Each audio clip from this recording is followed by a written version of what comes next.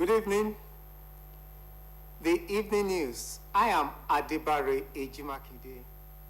Vice President Kashim Shettima has inaugurated a comprehensive $115 million upgrade project at the West African Container Terminal in Osun, River State. The Vice President, who was represented by the personal assistant to the President on subnational infrastructure, Mr.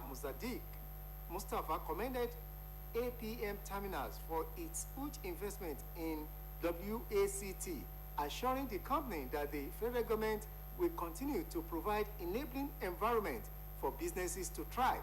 He said the $115 million investments in the WACT upgrade will further enhance service delivery and attract more vessels to the ports. According to him, the monumental investment underscores APM Terminals' unwavering commitment to Nigeria's economic growth and solidifies its position as a key trade hub in West Africa. The federal government has declared a state of emergency at the Osun port in River State following the repeated incidents of importation of dangerous cargo, including arms and ammunition, through the port. The government said it is immediately implementing emergency protocols at Osun port for the next 3 months by conducting thorough examinations of all suspected containers in the premises. The Comptroller General of Customs, Mr. Bashir Adeleke, stated this during a press conference to unveil the seizures of illicit goods by Nigerian Customs Service Osun in Eleme local government area of River State. Mr. Adeleke said the recurring incident posed a threat to national security, adding that the health of citizens at the port is increasingly being used as a destination for dangerous and illicit cargo, describing it as a disturbing trend. He stated that the Nigerian Customs Service, in collaboration with other security agencies, will bring the full weight of the law upon anyone found complicit in the crimes against the country. Nigerian National Petroleum Corporation has suspended the sale of premium motor spirit to independent marketers after it hiked the product's price.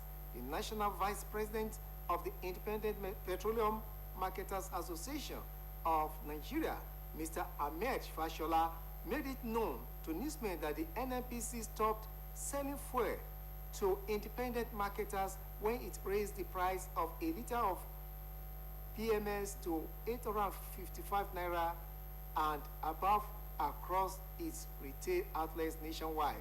Mr. Fashola wondered why the National OFM would suspend the sale of petrol to the marketers without any official communication, even when the marketers had paid for the product over 2 months ago, while believing that the new arrangement will close the price disparity between major and independent marketers. Fashola reiterated that at 855 naira per liter, the NNPC is still paying subsidy on petrol. Meanwhile, the Trade Union Congress of Nigeria expressed shock and dismay over hike in the pump price of petrol, demanding its immediate reversal by the federal government. TUC, in a statement by its president, Comrade Festus Osivo, contended that the sudden hike in fuel and electricity costs will exacerbate the poverty level, worsen the suffering and hardships across the country, as well as it may trigger social unrest. The minority caucus of the House of Representatives has rejected the recent fuel price increase by the Nigerian National Petroleum Company Limited, warning the federal government to urgently reverse the increase.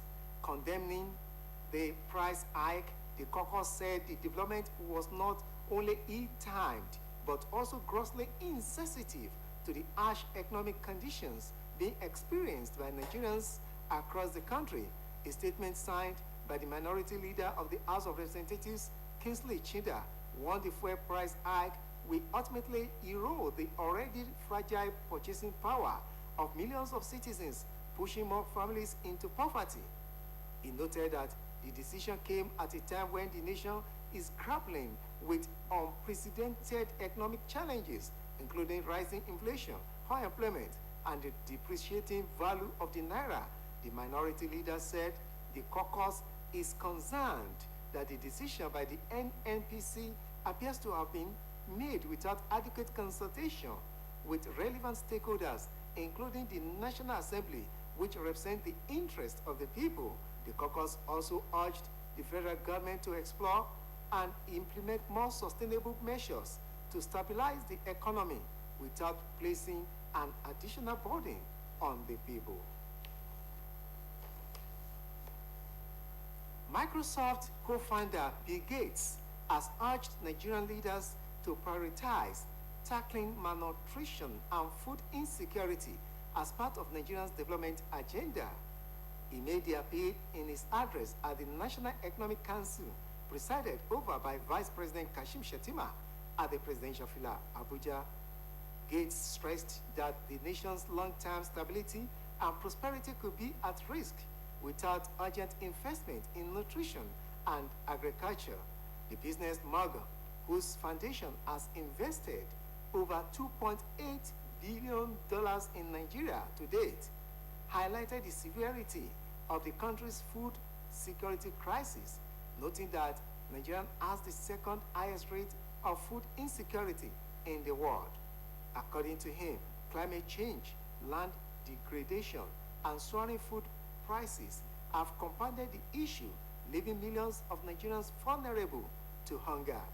He explained that when children are malnourished, they are more susceptible to deadly disease and the long-term effects of malnutrition. Malnutrition stunts both their physical and cognitive development. The state government has organized a one-day interagency workshop for desk officers and focal persons appointed from all ministries, departments, and agencies in the state on their roles on climate action. A release by the Commissioner for Information and Public Enlightenment, Oluomo Alimi, indicates that the program was part of efforts to develop a climate action plan in the state. The workshop, which was held at the conference room of the Ministry of Environment and Sanitation, Government Secretariat, was organized by the Department of Climate Change and Renewable Energy of the ministry. While declaring the workshop open, the Commissioner for Environment, Honorable Mayowa Adejorin, said the state governor, Senator Ademola Adeleke, has continued to promote the climate change policy, noting that the workshop was important as it provides a platform for participants to upgrade their knowledge about climate change, its effects, and how it affects the society. Addressing participants at the workshop, consultant to the state government on climate change and renewable energy, Professor Chiwe Ubuaku, noted that climate change is an issue that affects all sectors, emphasizing the importance of having a climate change desk officers across ministries, departments, and agencies in the state. Speaking earlier, the Permanent Secretary, Ministry of Environment and Sanitation, Mr. Richard Afolayan Ogunbami, stated that the workshop is needed for the ministry that coordinates activities and issue of climate change in order to extend the frontier of knowledge in climate change to other departmental agencies of government. Augusto & Co., in its latest rating review, has upgraded the rating of Odua Investment Company Limited from A to A+. A statement by the head branding and communication, Victor Ayetoro, indicating that the assigned rating was based on the assessment of the financial condition of Odua Investment Company Limited as a standalone entity. According to the statement, the rating report reflects the company's good operating cash flow, diversified revenue sources, and a funding structure currently built on internal funding sources and joint venture partnerships. It adds that Odua Investment Company Limited has operations across various sectors of Nigerian economy and the potential for increase in earning through its portfolio, rebalancing efforts and growth initiatives. Commenting on the rating, the group chairman Otoba Bimbo Ashiru said that OICL will not rest on its spurs but continue to walk the talk to be a world-class conglomerate for the benefits of the owner states and other stakeholders, while expressing the OICL's commitment to improving the productivity of the businesses, delivering of significant socio-economic impact and sustainable return. The group managing director, Mr. Abraman Yunusa, appreciated the commitment and support of the board, management, and staff for the incremental growth and consistent development in the right direction towards OICL's world-class conglomerate aspirations. The statement further informs that OICL has witnessed remarkable improvement across financial metrics, corporate governance, risks management, talent attraction, and asset optimization across the real estate, hospitality, financial services, agriculture, and energy sectors. Now to sports story. The two-time runners-up Nigerians under-20 women's football team, the Falconets, has lost 1-3 to Germany in their second Group D match at the ongoing 2024 FIFA Under-20 Women's World Cup in Colombia. The Nigerian girls could not keep up with the pace of the German side in the encounter, which was played at the Estadio Metropolitano de Tecno in Bogota, Colombia. The win propelled the Germans to the top of the group with 6 points from 2 games, while Nigeria sits in second place with 3 points following their matchday 1 win over South Korea. The Falconets also had a goal disallowed by the video assistant referee during the match. And now to foreign story. Egyptian President Abdel Fattah el-Sisi has begun an official visit to Turkey for meetings with his Turkish counterpart Recep Tayyip Erdogan. It is the first official visit to Turkey by an Egyptian president in 12 years and comes amid a warming of relations between the two regional powers. Reports say in February, Erdogan made his first visit to Egypt in more than a decade, while the two countries agreed to mend ties and reappointed ambassadors. That ends the evening news on OSBC TV. Join us at 7 for the major reports. Good evening.